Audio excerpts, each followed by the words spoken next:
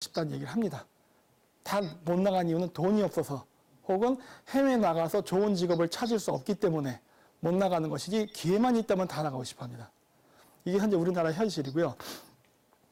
그 다음에 이제 중국인들이 우리나라에서 의료보험 뭐 형식적으로 한두 번 내고 바로 돈 많이 드는 비싼 수술이라든가 이런 것들을 하면서 우리나라 의료보험 같은 것들 지금 많이 깎아먹고 있죠. 그리고 국제유가가 지금 오르고 있습니다. 이거는 제가 예전에 제 혹시 방송을 보신 분들 계시면은 제가 유가랑 원자재 가격이 오를 것이라고 이야기한 적이 있습니다. 한 달 전에. 왜냐하면은 이 원자재 가격이 오르는 거는 중국의 경제랑도 밀접한 관계가 있기 때문에 위안화 절생을 계속하면서 환율 전쟁을 하다가 마지막에 한 번 더 미국이 쓸 카드는 원자재 가격 상승이거든요. 그런데 실질적으로 이미 일어나기 시작했습니다. 그리고 이제 우리나라에서는 이제 평양에다가 그 사랑의 평화의 편지 평양에다 쓰기 운동을 하는데 지금은 우리가 이럴 상황이 아니죠, 사실. 다 아시다시피. 북한이 먼저 핵 도발을 했고 지금 미사일 실험을 하고 있는데 누가 평화를 이해하게 될지 지금 주객이 전도되어 있습니다. 오히려 우리는 더 강경하게 나가야 될 상황에 우리가 자꾸 저자세를 보이니까 북한이 더욱더 우리에게 우리를 무시하면서 우리를 협상의 대상으로조차 생각 안 하는 것 같습니다. 그리고 이제 또 하나의 문제가 뭐냐면 우리나라가 지금 현재 외교할 때 중요한 파트너 국가가 있습니다. 당연히 미국하고 그다음 일본, 그다음 러시아, 중국 이런 나라들이 있는데 여기 이번에 그 발령받은 그 대사들이 다 비전문가들입니다. 한 번도 그 나라에 가본 적도 없고 공부도 안 했고 연구도 안 했고 뭐 그냥 그 인권운동 하다가 줄 잘 서서 이제 가는 케이스들이 꽤 많은데 이거 이렇게 되면 외교 못합니다. 왜냐면 이 부분에 대해서 어떤 걸 해야 될까 고민도 없는 사람들인데 가가지고 해봐야 이용당합니다. 왜냐면 제 개인적인 생각은 대사는 저는 스파이어야 된다고 봅니다. 예? 근데 이런 식으로 되면 이용을 당하지 자기가 스스로 정보라든가 우리의 유리한 프로파간다 이런 걸 펼칠 수 없다고 보는데 현재 우리가 이런 상황입니다. 이게 이 정도면은 제3대 국가는 더 할 나위가 없겠죠. 그리고 이제 엘리트 관료들을 패싱한다고 하는데 이게 뭐냐면 우리가 그 전문가들을 지금 조언을 받고 있지 않습니다. 원자력 발전소 문제도 그랬고 그다음에 방위사업체도 그랬고 전문가들에게 물어봐야 될 거를 자꾸 국민한테 물어본다고 하는데 이거 그렇게 좋은 방법은 아닙니다. 뭐 모든 거를 민주주의로 하는 것이 꼭 저는 옳다고 보지 않습니다. 이런 특히 전문 분야 같은 경우는 전문가들의 의견을 듣는 게 100사람의 국민의 의견을 듣는 것보다 더 사실은 비중이 있고 중요함에도 불구하고 현재 이걸 민주주의로 포장을 해가지고 모든 거를 지금 다 국민의 의견으로 한다고 하다 보니까 현재 우리나라의 중요한 정책들이 자꾸만 산으로 가는 일이 벌어지고 있죠. 근데 지금 우리가 이렇게 우왕좌왕하고 지금 지금 실수를 하는 것과 관계없이 세상은 돌아갑니다. 왜냐면 세상의 변화는 우리를 기다려주지 않기 때문에. 근데 참 우리가 굉장히 운이 없는 상황입니다. 왜 그러냐면 지금이 굉장히 위험한 상황이거든요. 제가 왜 위험한 상황이라고 하냐면은 요거는 지금 우리가 91년도 소비에트가 해체된 이후서부터 전 세계적으로 발생했던 국제 분쟁의 지역을 제가 연도와 그 발생 지역을 표시를 한 겁니다. 보시면은 동유럽하고 그 다음에 중근동을 중심으로 해서 이렇게 주로 분포되어 있는 것을 볼 수 있습니다. 그렇죠? 이게 왜 이런 현상이 벌어졌냐면은 91년도 냉전시대 때까지는 소련하고 미국의 팽팽한 경쟁 관계에 있었기 때문에 오히려 분쟁의 숫자가 적었습니다. 오히려 상대적으로. 눈에 보이지 않는 수파해전이냐 암투전은 있었을지 몰라도 표면적으로 보이는 그런 전쟁은 없었어요. 그랬는데 소련이라는 거대한 축이 무너지다 보니까 소련을 버팀목으로 해서 그 자유진영하고 대립을 했던 동유럽 국가, 그 다음에 중동에도 친소 국가들이 있었습니다. 예를 들어 시아파계 무슬림 국가였던 뭐 시리아라든가 레바논, 그 다음에 그 이란 이런 국가들이 있었죠. 물론 이라크도 북부 지역, 이런 지역들이 그 친소적인 성향을 갖고 있었는데 여기가 갑자기 소련이 붕괴되면서 자신들을 지지해주던 버팀목이 사라졌죠. 그러면서 미국은 소비에트가 붕괴했던 이 시점에서 중동 지역을 더 장악하기 위해서 세력을 확장했습니다. 물론 그러는 과정 속에서 친소파 정치인들, 구정치인 세력과 이거를 민주주의로 바꾸려고 하는 국민의 열망 이런 것들이 마구 부딪히면서 어떤 국가들은 지금까지도 혼란을 겪고 있고 초창기에 무난하게 바뀌었던 국가들은 성공적으로 경제 성장을 해서 지금 잘 사는 나라들도 있습니다. 그렇듯이 현재 냉전이 일어난 다음에 냉전 이후에 발생하는 모든 분쟁은요, 결국 거대한 두 축이었던 미국과 소련 중에 한 축이 무너지면서 힘의 균형이 깨지면서 그 지역에서 발생을 했습니다. 그런데 최근 발생하고 있는 분쟁 지역은 제가 이렇게 노란색으로 표시했습니다. 최근 발생하고 있는 분쟁 지역은 전체적으로 보면은 대부분 태평양과 인도양 연안에서 발생합니다. 여기에 예외로 점이 있는 것들은 요거는 9.11 테러고요. 미국은 요 밑에는 차베스 정권, 베네수엘라 무너진 겁니다. 근데 사실 차베스 정권도 친중 국가였죠. 그래서 뭐 오일 같은 거 석유 거래할 때 위에나로 받고 이런 여러 가지 일을 했는데 지금 굉장히 경제 위기가 와 있는 상황입니다. 어쨌든 이 두 지역을 제외하고 나머지는 보십시오. 인도양과 태평양 연안이에요. 자, 그렇다면은 왜 최근에 발생하는 국제 갈등은 더 이상 중동이라기보다 동유럽이라기보다는 이 바닷가 주변에서 발생하는가를 봐야 됩니다. 그 이유는요, 현재 중국이 팽창하면서 후진타오 때부터 했던 서부 대개발, 그리고 지금 시진핑이 하고는 1대1로 전부 다 실크로드 개발과 관련이 있습니다. 뭐 이 실크로드뿐만 아니라 바닷길까지 하고 있죠, 지금.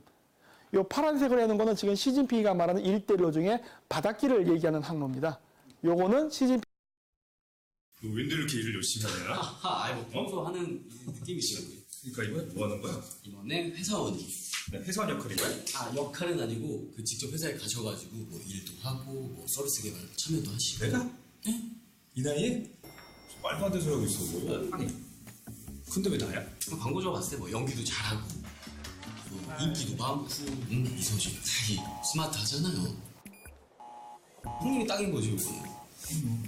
내가 좀 그렇지. 그쵸. 아니, 근데 그거랑 이거랑 무슨 상관이야? 그러니까 형님의 어떤 연기자로서 어떤 변화하고 막 노력하는 모습이 이 SK 브로드밴드의 혁신과 그리고 이 고객을 위한 어떤 변화 이런 게 그냥 딱 맞아 버리는 거죠. 느낌 아시죠? 지금 느낌 보죠. 먼저 광고가 들어왔습니다. 내가 그걸 어떻게 하니? 아이, 못한다 그래. 아니 무조건 해야죠. 이서진입니다. 잘 부탁드립니다. 반갑습니다. Hey, bro. SK Broadband.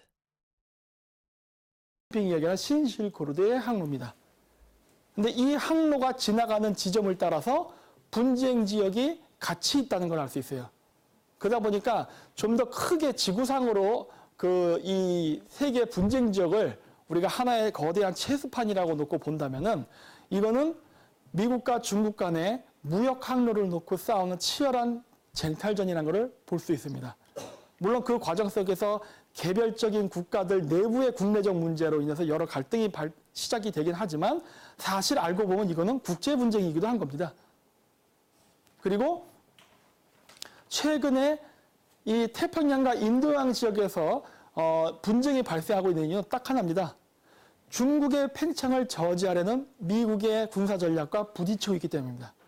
과거에는 러시아와 미국이 부딪혀서 동유럽과 중근동 지방에서 전쟁이 났다면 지금은 중국의 팽창으로 인해서 미국하고 싸우면서 바로 바닷길, 즉 태평양과 인도양 연안을 중심으로 해서 갈등이 일어나고 있다는 걸 알 수 있죠. 따라서 이걸 통해서 우리가 알 수 있는 건 뭐냐면 옛날처럼 우리가 맨날 TV 틀어서 나오는 무슨 뭐 레바논 사태, 뭐 그다음에 옛날 이라크 이스라엘 아랍 이스라엘 전쟁이나 이런 것처럼 강 건너 불구경 하듯이 남이 나라의 분쟁 뉴스를 보던 시대는 끝났습니다.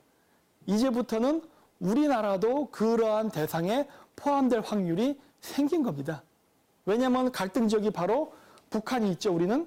그리고 일본의 그 센카쿠 열도, 대만 문제, 필리핀, 남중국해, 그 다음에 베트남과 중국 갈등 문제, 미얀마 중국 문제, 그 다음 인도와 중국의 국경선 문제, 부탄, 뭐 아프가니스탄 등등 전부 다 중국 국경을 접한 지역에서 갈등이 나고 있기 때문에 어느 지역에서 분쟁이 터질지 알 수가 없습니다. 이미 분쟁은 터진 지역도 이미 존재하고요. 그래서 여태까지 우리가 분쟁이 안 났던 것은 과거 강대국들의 부딪히는 충돌 지역이 멀었기 때문이지 이제부터는 우리도 일어날 수 있습니다. 따라서 우리는 이러한 관계 속에서 남북관계 문제까지도 같이 봐야 된다고 저는 봅니다. 그래서 이제 중국의 굴기죠. 그래서 중국은 이번에 19차 전인대회를 하면서 중화민족의 부흥을 꿈꾸겠다고 하면서 이제 제2의 모택통이 되고자 시진핑은 꿈꾸고 있죠. 제가 봤을 때 이거는 무난하게 될 것 같습니다. 문제가 없어 보입니다. 그거는 뭐 시진핑, 평택,